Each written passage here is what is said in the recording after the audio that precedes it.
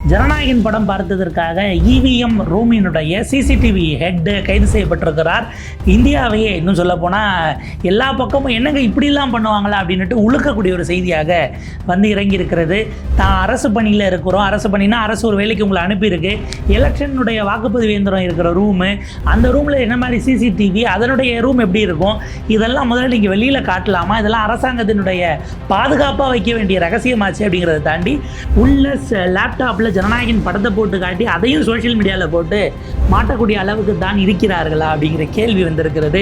என்ன நடந்தது, ஜனநாயகன் படத்தை தாண்டியும் எலெக்ஷன் மெஷின் அதை வந்து எக்ஸ்போஸ் பண்ணுவதுங்கிறது எந்த வகையில் சரி, பல கேள்விகளும் எழுந்திருக்கு. விரிவாக அலசுகிறது இந்த செய்தி தொகுப்பு.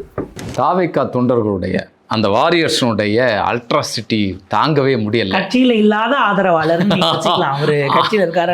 ஆமாம், இப்போ வந்து இவிஎம் மிஷின் பாதுகாக்கக்கூடிய இடத்துல வந்து ஜனநாயகன் படம் ஓட விட்டு பார்த்துருக்கிறாரு.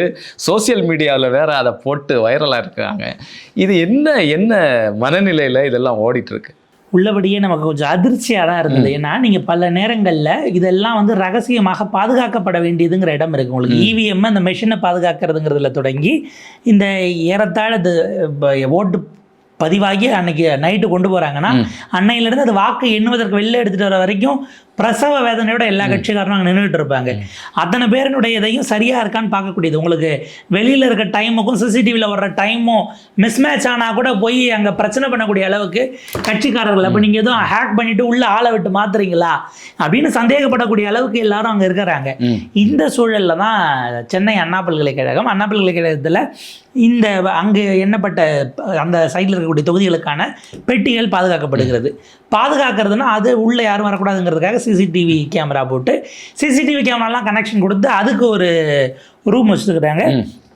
அந்த ரூமில் இருக்க எல்லா கேமராக்கான கனெக்ஷன்ஸும் நீங்கள் டிவியில் பார்த்துட்டு இருக்கலாம். உங்களுக்கு என்ட்ரன்ஸ்லேருந்து வர்றது போகிறது எல்லாம் அதனுடைய ஹெட்டாக அங்கே டெக்னிக்கல் ஹெட்டாக ஒருவரை போட்டிருக்கிறாங்க. இவர் தான் என்ன பண்ணுறாருன்னா இது பண்ணுறாரு. முதல்ல பாருங்கள், அவர் அங்கே வேலைக்கு போனது அது இப்போ எதாக இருந்தாலும் சோஷியல் மீடியாவில் போடணுங்கிற ஒரு கிரேஸில் அது வந்திருக்கு, நம்ம பார்க்க வேண்டியிருக்கு. அவர் போட்டிருக்காரு யூவா அப்படிங்கிற இதில் பேர், அவருடைய ஃபேஸ்புக் ஐடி. அதில் அவருடைய பேர் இல்லை ஃபோன் நம்பரோடு அவரே ஃபோட்டோ எடுத்து போடுறாப்புல. பேர் CCTV head, general elections to the Tamil Nadu legislative assembly 2026 Chennai மாவட்டம்.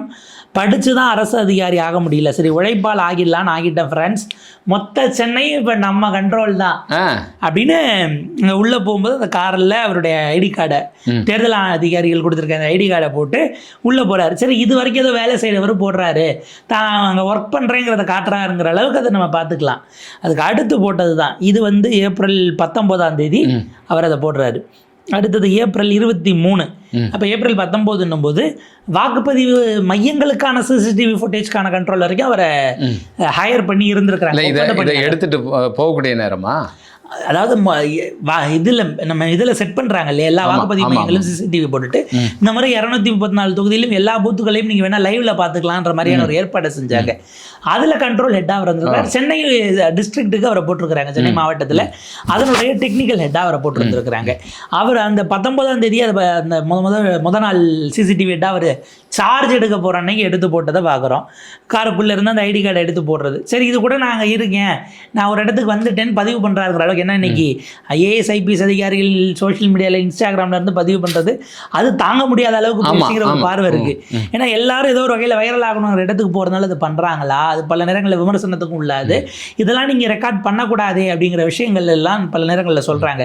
உங்களுக்கு படிநிலைகளில் அடுத்து இருக்கக்கூடிய சபார்டினேட்ஸை கடுமையாக திட்டுறதெல்லாம் வீடியோ எடுத்து நீங்கள் பதிவு பண்ணுறீங்க. இது வந்து ஒர்க் பிளேஸுக்குள்ளே இன்டர்னலாக நடக்கிறது எடுக்கலாமா, அவங்கள நீங்கள் அவமானப்படுத்துறத எப்படி ரெக்கார்ட் பண்ணி போட முடியும், நீங்கள் உங்கள் பணியாகவே இருந்தாலும் பண்ணலாமா, இது சரியா, சட்ட ரீதியில்லா தார்மீக ரீதியிலான்னு அது ஒரு தனி விவாதம் போயிட்டுருக்கு. இதில் தான் 23 அவர் அந்த ஃபோட்டோவை நம்ம ஷேர் பண்ணலாம். அதையும் ஃபேஸ்புக்கில் சிசிடிவி ரூமுடைய அந்த கேமராக்கள் அதனுடைய இதை வந்து ஸ்கொயர் போட்டு ஓடிக்கிட்டு இருக்கு. எல்லா கேமராவுடைய கனெக்ஷன்ஸும் நீங்கள் பார்க்குற மாதிரி அந்த ஸ்ட்ராங் ரூமோட சிசிடிவி அதுக்கு கீழே ஒரு லேப்டாப் ஓப்பன் பண்ணி வச்சு ஜனநாயகனில் விஜயனுடைய என்ட்ரி இந்த ஓரத்தில் அதில் இவர் இருக்கிற மாதிரி எம்ஜிஆர் இருக்கிற மாதிரியான அந்த ஒரு இதை வச்சுட்டு ஓட்டுப்பேட்டி வர இடத்துல கூட நம்ம தளபதி என்ட்ரி தான் அப்படின்னு அட் அண்ணா யூனிவர்சிட்டி கேம்பஸ் இருக்கிற இடத்தையும் போடணுமா இல்லையா, எங்கே இருக்கோம்னு தெரியாமல் போயிடுச்சுன்னா என்ன பண்ணுறது அப்படின்ட்டு இதை எடுத்து போடுறாங்க.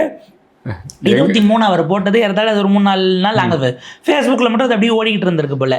அதுக்கு பிறகுதான் அது மற்ற சமூக வலைதளங்களுக்கு இப்படி நடந்திருக்குங்கிறது பரவ ஆரம்பித்து எடுத்து போட்டு அதுக்கு பிறகு காவல்துறையை டேக் பண்ணி எல்லாம் போன பிறகு இப்போது யுவராஜ் என்கிற அவர் கைது செய்யப்பட்டிருக்கிறார். கோட்டூர்புர காவல்துறையினர் இது பரவிய பிறகு அதன் மீது வழக்கு பதிவு செய்து அவரை கைது பண்ணியிருக்கிறாங்கிற செய்தி இப்போது வந்திருக்கிறது. இல்லை வடிவேலு வீட்டில் திருட போகும்போது இந்த மிளகு பொடி போட்டுட்டே வருவாங்க இல்லை, அந்த கதை தான் ஞாபகம் வருது. அந்த கரெக்டா அந்த இடம் எந்த இடத்துல இருந்து நான் போடுறேன் அப்படிங்கிறது வரைக்கும் போட்டிருக்கிறாரு. அந்த வீட்டுல இருந்து இந்த வீடு வரைக்குமா போட்டாங்க அப்படிங்கிற மாதிரி. அது முதல்ல போட்ட பேச்சும் அந்த ஐடி கார்டை போட்டப்ப வெறும் சென்னை பொதுவாக போட்டிருக்காப்புல. அதாவது அந்த ஐடி கார்டு கொடுத்துட்டு வாங்கிட்டு அங்கே காருக்குள்ள வச்சு எடுத்துட்டு பாருப்பில்ல. ஆனால் எந்த ரூம்குள்ள ஏன்னா இப்போ ஒவ்வொரு 2-3 தொகுதிகள் இதை இடத்தை பொறுத்து தொகுதி வாரியாக சில இடங்கள்ல அந்த இவிஎம் வச்சிருந்துருப்பாங்க. தொகுதி வாரியாக எண்ணும் மையங்கள் இருக்கும் இல்லையா, அந்த மாதிரி. இப்போ உதாரணத்துக்கு லைலா காலேஜ் கிட்ட தான் தவேக்காரர்கள் நிறைய பேர் போய் அங்கே பாதுகாப்புக்கு குவிகிறாங்கன்னு ஒரு செய்தி ஓடிக்கிட்டு இருந்துச்சு. ஏன்னா கேட்டால் பெரம்பூர் அங்கே தான் இருக்கு, தலைவருடைய தொகுதிங்கிறதுனால இருக்காங்க, அதை பாதுகாக்கணும் பேசப்பட்டது. ஆச்சா, இப்போ இந்த மாதிரி இப்போ சென்னைனா நீங்கள் சென்னை கிரேட்டர் பெருநகர சென்னை மாநகராட்சிக்குள்ள 16 சட்டமன்ற தொகுதி வருது. இது எதா இருக்குன்னு ஒரு வேளை தெரியாம போயிருந்திருக்கலாம். ஆனா அது அண்ணா யூனிவர்சிட்டி கேம்பஸ் தான் பதிவு பண்ணாரு பாருங்க, ஜியோ லொகேஷன் டேக்ல. அங்க நிக்கிறாப்புல அந்த தம்பி, ஒரு தொழில்நுட்ப ஹெட்டா இருக்கிறவர். ஏன் இப்படி பண்ணாருங்கிறத தாண்டி இது என்ன மாதிரியான உளவியல் நமக்கு தெரியல. முதல்ல உள்ள பார்க்கறதே தப்பு. அது ரிலீஸ் ஆகாத படம். அதுவே அவங்க தரப்பினர் சார்பில் எச்சரிக்கை போட்டுருக்குறாங்க. அதை நீங்கள் போட்டு, அதாவது அவருடைய ஓட்டும் உள்ளே இருக்குது அப்படின்னும் போது நீங்கள் உங்களுக்கு சார்பு இருந்தாலும் அதை காட்டிக்க கூடாது. ஏன்னா நீங்கள் இப்போ தேர்தல் பணியில் இருக்கீங்க அப்படிங்கிற ஒரு விஷயம் இருக்குது. என்ன வேணாலும் நடக்கலாம், கான்ஃப்ளிக்ட் ஆஃப் இன்ட்ரெஸ்ட். இப்போ ஒரு சந்தேகத்தை எதிர்கட்சி கிளப்புவாங்க, அவர் விஜய் ரசிகராக இருக்கார், அந்த மாதிரி உள்ளேயே ரிலீஸ் ஆகாத படத்தை பார்க்குறாருன்றதுனால நாளைக்கு அரசியல் ரீதியில் வைக்கிற விமர்சனம் தான். இவிஎம்ல மாற்றணும்னு தாவேக்காரங்க வந்தாங்கன்னா இவர் விட்டுருவாருன்னு ஒரு இதை கிளப்பலாம்ல. வந்தால் இவர் அதை எதுக்க மாட்டார், ஏன்னா தளபதி என்ட்ரின்னு அவரே போட்டிருக்காப்லன்னு. நாளைக்கு ஒரு அரசியல் குற்றச்சாட்டை கிளப்புனா சார்புடையவர்கள் அங்கே இருக்கக்கூடாது, சார்பு நிலையை நீங்கள் காட்டக்கூடாது.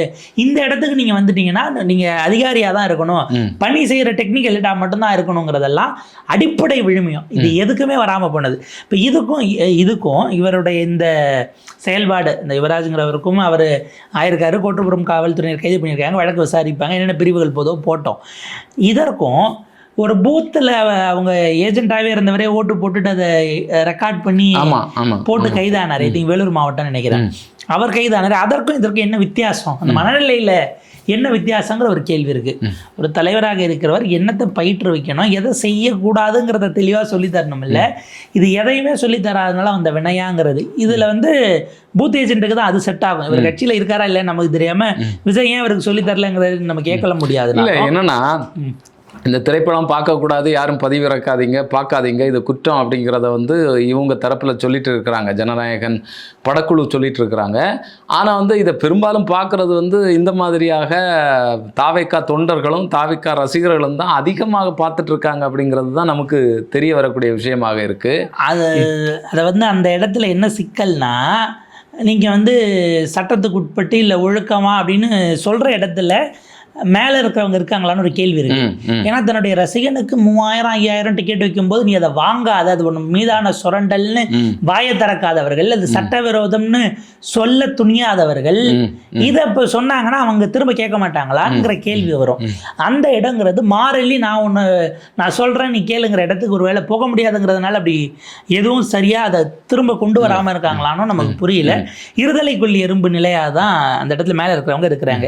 இப்போ இவர் கட்சியில் இருக்காரா இல்லையானாலும் கட்சி உங்களை ஆதரிக்கக்கூடியவருங்கிறது நமக்கு தெரிய வருது.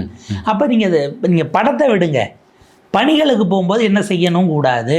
நீங்கள் ஸ்ட்ராங் ரூமுக்குள்ளே பல நேரங்களில் பார்த்தீங்கன்னா சிசிடிவி ரூமில் உட்கார்றவங்க எல்லாரும் அப்படியே அலர்ட்டாக உட்காந்து அதையே பார்த்துட்டு இருக்க மாட்டாங்க.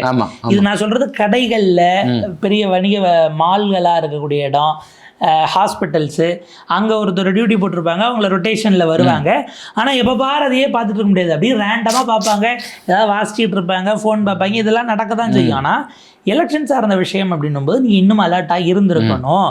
அரசு பணிகளுக்கு அப்படின்னு நீங்கள் உள்ளே போகும்போது அங்கே கூடுதல் விழிப்பு வேணும். ஏன்னா எந்த ஒரு அசம்பாவிதம் நடந்தாலும் நீங்கள் என்ன பண்ணீங்கிற கேள்வி முதல்ல அங்கே தான் வரும். முதல்ல சிசிடிவி ஃபுட்டேஜ் அந்த பர்டிகுலர் டைம் ஸ்லாட்டை எடுங்கிறது. யாராச்சும் ஹேக் பண்ண ட்ரை பண்ணுறாங்களா, உங்களுக்கு ஏதாவது வித்தியாசம் தெரியுதா? நம்ம ஆட்கள் தான் அத்தனை சினிமா படத்தில் சிசிடிவியில் சிக்காமல் போகிறது எப்படின்னு வேற எடுத்து வச்சிருக்காங்க. லிங்கா படமா வேற ஏதோ படத்தில் ரஜினி அந்த நகைக்கடையை கொள்ளடிக்க போவார், லிங்கா தான் நினைக்கிறேன். அதில் எப்படி அந்த சிசிடிவியில் மாட்டாமல் இது பண்ணுறதுன்னுட்டு பல படங்கள் வந்துருச்சு. நீ பலூனை ஊதி அதை அப்படியே நேராக பறக்க விட்டு சிசிடிவி நேராக நிற்க வச்சுட்டு அதில் மாற்றம் போகிறது, இந்த மாதிரிலாம் வச்சுருக்காங்க. ஸோ அந்த மாதிரி நேரத்தில் நீங்கள் இன்னும் கூடுதல் அலர்ட்டோட விழிப்புணர்வோடு இருக்க வேண்டிய ஒருவர் இப்படி செய்திருப்பது என்பது பெரும்பாலும் இளைஞராகத்தான் இருக்க முடியும். நீங்கள் 30-35 வயது அல்லது 40 கூட வைங்களேன். இது என்ன மாதிரியான ஒரு கிரெடிபிலிட்டியை கொடுக்குங்கிறது இருக்கு. இல்லை, இந்த படம் நீங்கள் இந்த திரைப்படம் போடாமல் கூட, இந்த சினிமா போடாமல் கூட நீங்கள் போட்டிங்கன்னா கூட அது தவறு தானே. அந்த விஜயோட அங்கே இருக்கிறத நீங்கள் எடுத்து போட்டால் நாளை பெண்ணை அங்கே எப்படி இருக்குது, ஏதோ ஒரு கும்பலுங்க, அது இந்த கட்சி அந்த கட்சினே கிடையாதுங்க, ஏதோ ஒரு கும்பல் நாங்கள் இவிஎம் மாற்றலான்னு ஒரு முயற்சி பண்ணுதுன்னு வச்சுப்போம். அது எக்ஸ் பார்ட்டி ஒய் பார்ட்டி உள்ளே எப்படி இருக்குது, எப்படி போகிறது, என்ன ஏதுங்கிறத உங்களுக்கு அதனுடைய கட்டமைப்பு தெரியாது. நீங்கள் இப்படி போடுவதன் மூலமாக இது அடுத்த கட்டத்துக்கு போய் போராட்டமெல்லாம் இவங்க ஏதாச்சும் இந்த இன்ஃப்ளூயன்சர் மாதிரி இருந்து சுற்றி வீலாக போடுறான்னுட்டு ரூமாக எடுத்து இவங்களே கொண்டு போய் போட்டாங்கன்னு வைங்க.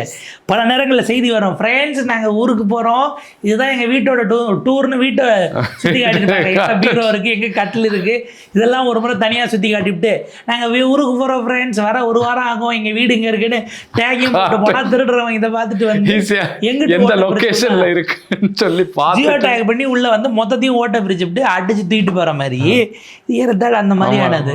அப்போ நீங்கள் இன்னும் கூட நீங்கள் ஆன் டியூட்டியில் உள்ளே இருக்கிறீங்க அப்படின்னா அதற்கான பொறுப்புகள் வேறு, அதற்கான விதிமுறைகள் வேறு, அதெல்லாம் புரிஞ்சுக்கிட்டு நடந்திருந்திருக்கணும். ஒரு அமெச்சூர் விஷா போதுமான அளவுக்கான முதிர்ச்சியற்ற நிலையிலிருந்து செய்ததை தாண்டி இது இப்போ தேவையில்லாத பரபரப்பை, சர்ச்சைகளை, விமர்சனங்களை கிளப்பக்கூடிய இடம் வந்திருக்கிறது. இது ஒன்றும் பெரிய அளவுக்கு அது குற்றச்செயலாக அவங்க கொண்டு வந்ததுக்கு என்ன மாதிரியான செக்ஷன்ஸ் இருக்குது, அது ஒரு தனி இது. பெரும்பாலும் தேர்தல் வழக்குகள் அது அபராதத்தோடு இல்லை சிறிய தண்டனையாக இருக்கும், இல்லை அப்பீலுக்கு போய்க்கலானாலும் இது ஏற்படுத்தக்கூடிய அந்த மன உளைச்சல் அப்படிங்கிறது ஒரு தனிநபராக உங்களை சார்ந்து இருக்கிறவங்களுக்கு அப்படிங்கிறத இன்னும் கொஞ்சம் கவனமாக இருக்கணும். அவசரப்பட்டு எந்த விதமான விஷயங்களையும் ஒரு எந்த நீங்கள் இருக்கக்கூடிய இடம், பொருள், ஏவல் அப்படிங்கிறது இருக்குது. காத்திருந்து ரிசல்ட் வந்த பிறகு டியூட்டியை முடிச்சுட்டு விஜய் அண்ணா நாளைக்கு ஜெயிக்கிறாருன்னா அதை நீங்கள் வெளியில் வந்து செலிப்ரேட் பண்ணுறதுங்கிறது இல்லை. இதில் விஜய் அண்ணா தான் முதல் அமைச்சரா அப்படிங்கிற ஒரு குறுகுறுப்பு அவங்களுக்குள்ளால இருந்துகிட்ருக்கு. நல்ல வேளை போய் இவிஎம் மெஷின் எல்லாம் திறந்து பார்க்காம விட்டார் அப்படிங்கிறது தான் நமக்கு உள்ளபடி இருக்கக்கூடிய ஒரு ஆர்வம். அவருக்கு பெரும்பாலும் அவங்களுக்கு அது எப்படி என்றதுங்கிறது தெரியுமா என்னன்னு நமக்கு தெரியல. 3 அடுக்கு பாதுகாப்பு போட்டிருக்கிறாங்க. அதை தாண்டி ஏதாவது போச்சுன்னா கட்சிகள், எல்லா கட்சிகளும் விழிப்போடு இருந்து அதை கொண்டு வரணும். போடப்பட்ட முடிவு என்னவோ அது தெளிவாக தெரிஞ்சுக்கிறதுக்கு மக்களோடு சேர்ந்து எல்லாருமே ஆவலாக இருக்கிறாங்க. அதனால் அது பாதுகாக்கப்பட வேண்டும்ங்கிறதுல எந்த மாற்று கருத்தும் யாருக்கும் கிடையாது. நீங்கள் சொன்ன மாதிரி அவர் செய்யலைங்கிறதுக்காக அவர் நம்ம என்ன பாராட்ட முடியுமான்னு எனக்கு தெரியல. இருக்கிறவர்கள் கொஞ்சம் கவனமாக இருங்கள். உங்களுடைய சார்புத்தன்மை யாருக்கு வேண்டுமானாலும் இருக்கலாம், பயசஸ் இருக்கலாம். அதை தாண்டி ஒரு இடத்துல ஒரு ரோல் எடுக்கிறீங்க அப்படின்னா தனிமனித வெறுப்புகளை ஒதுக்கி வைத்து விட்டு எது அந்த இடத்துக்கான ஒழுங்கோ அதன்படி செயல்பட கடைபிடிக்கணும். எல்லாருக்குமே ஒரு சார்பு இருக்கும். எல்லாருமே வந்து ஏதாவது ஒரு கட்சியினுடைய சார்பு நிலைப்பாட்டில் தான் இருப்பாங்க. ஆனால் ஒரு பணியிடத்தில் இருக்கும்போது அந்த ஒழுங்கோடு வந்து அவங்க இருக்கிறது தான் முறையாக இருக்கும்.